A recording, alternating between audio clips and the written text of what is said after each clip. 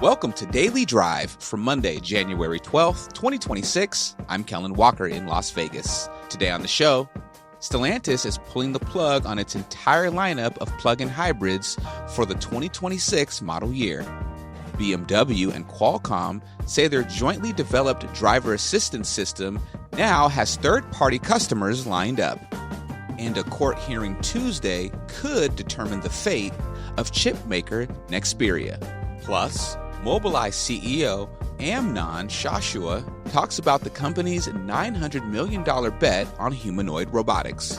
2028, we believe, is the year for commercialization of these robots. Let's run through all the news you need to know to keep up in the auto industry. Stellantis is pulling the plug on its entire lineup of plug-in hybrids for the 2026 model year. That means the Jeep Wrangler 4xe, the top-selling plug-in hybrid in the U.S., will be gone, along with the Grand Cherokee 4xe, Pacifica plug-in, and Alfa Romeo Tonale plug-in variant. The move is a major shift for the company that led the segment with 22% market share. But here's the thing. Plug-in hybrids only captured 1.8% of the total market last year. Instead, Stellantis is pivoting to conventional hybrids and range-extended electric vehicles, starting with the Jeep Grand Wagoneer and Ram 1500 this year. BMW and Qualcomm say their jointly developed driver assistance system now has third-party customers lined up, though they're not naming names yet. The partners created the Ride Pilot ADAS system together, with Qualcomm handling the chip hardware and perception software while BMW built the drive policy layer that decides how the vehicle responds. The system debuts in BMW's new iX3 electric SUV. The companies have been in talks with potential customers, including several automakers, for months. And a court hearing Tuesday could determine the fate of chipmaker Nexperia. The company has been split between Dutch control and Chinese owner Wingtech since October. The standoff has already disrupted production. Honda halted plants in the fall, while Volkswagen and ZF scrambled for alternatives. Behind the scenes, both sides are preparing to operate independently. The Dutch parent is investing $300 million to shift 90% of capacity outside China by mid-year. Meanwhile, banks have withdrawn hundreds of millions in financing, and competitors like On Semi are positioning to capture Nexperia orders. And those are today's headlines. You can find more details on all those stories at autonews.com. Stellantis' decision to abandon plug-in hybrids represents a significant strategic shift for the automaker. Our own Vince Bond Jr. covers Stellantis for Automotive News. Vince, welcome to Daily Drive. Thank you. So, Vince, what's driving this decision? Well, for what it sounds like from Stellantis' recent statement, they're saying that consumer demand is the main factor behind this.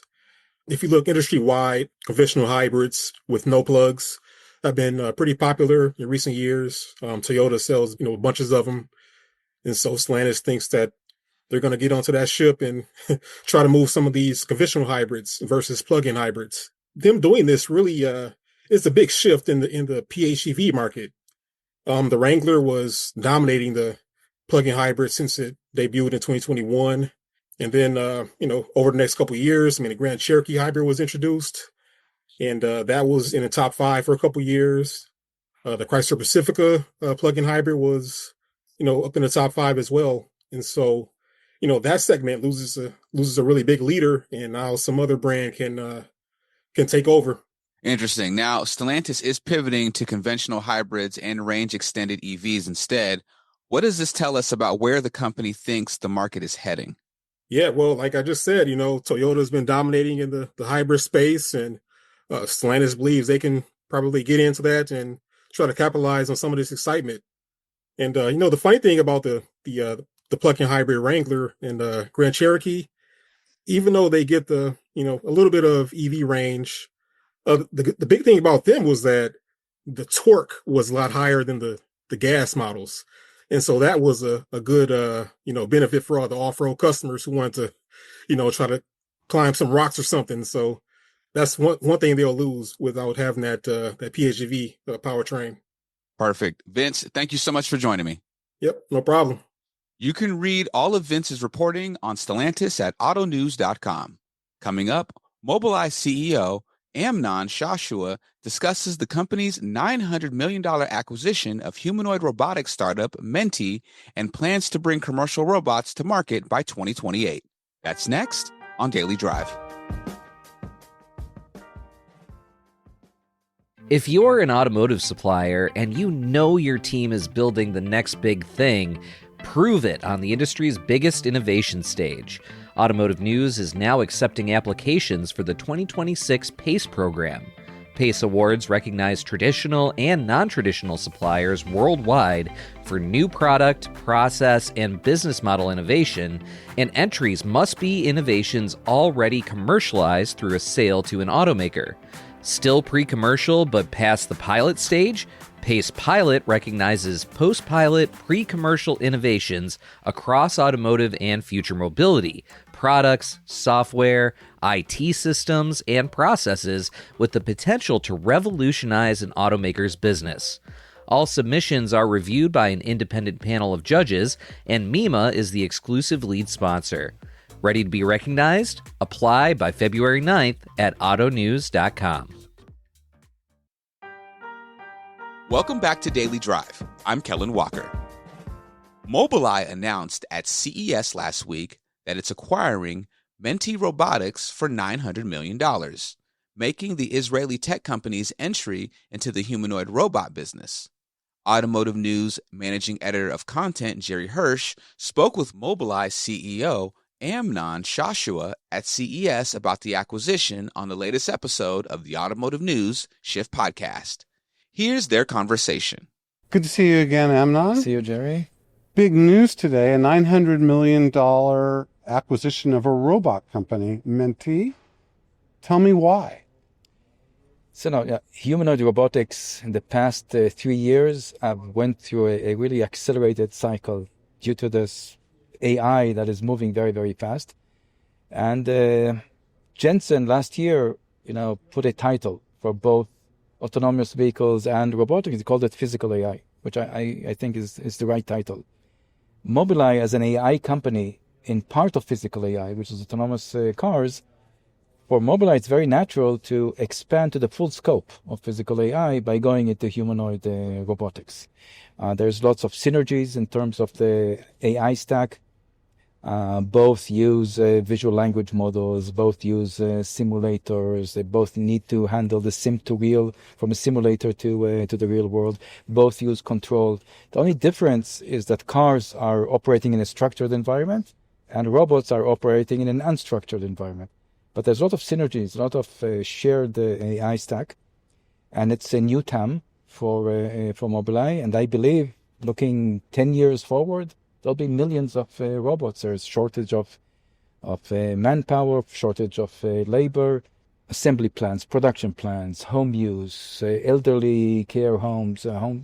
There's so many uses for places where there's shortage of labor that a intelligent robot with the dexterity of a human and being able to follow instructions, being able to observe and imitate what it observes, and at the cost structure that's say cost of a car is I think the world is ready for it, and the technology is ready, just a matter of productizing. So for Mobileye it's really a natural step forward, and Menti has shown quite impressive maturity. It's a vertically integrated effort. They designed the actuators themselves, they designed the electronics, they designed the gear, they designed the AI. Many of the demonstrations you see out there of humanoid robots is teleoperated. There's someone in the backstage that is moving his hands with a VR goggles. What Menti is doing is fully end-to-end AI. The robot understands the instruction, has the capability to follow instructions. They have clips that show robots working for 18 minutes straight moving boxes from place to place. They have a clip which I think is very, very innovative, where a robot observes a human performing a task. The robot sends the clip to the cloud. In the cloud, it moves into a simulated world, There is reinforcement learning training, and within minutes, today it's within hours, but when we go into production, it will be within minutes.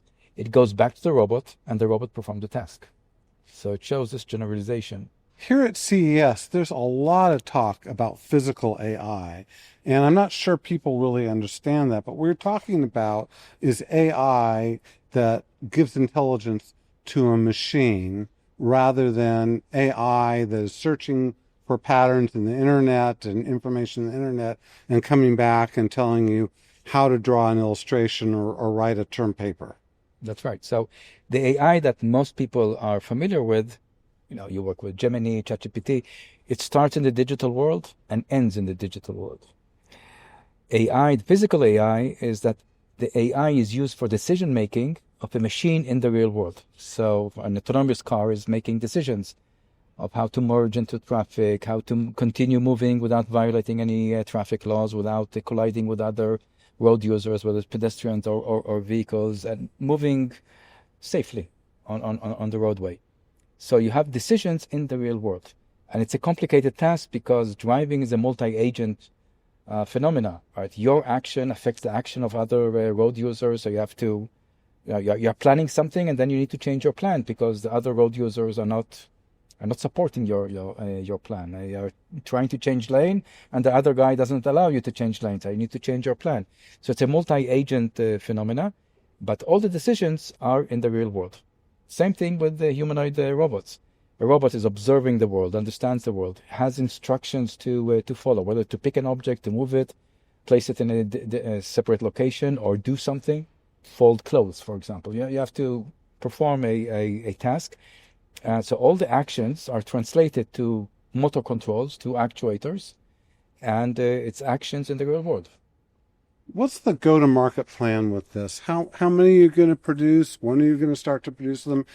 You don't have a factory that builds big things, so who's going to produce them for you? So Mentee has signed an agreement with Amuvio. It's a Continental, changed their name to Amuvio.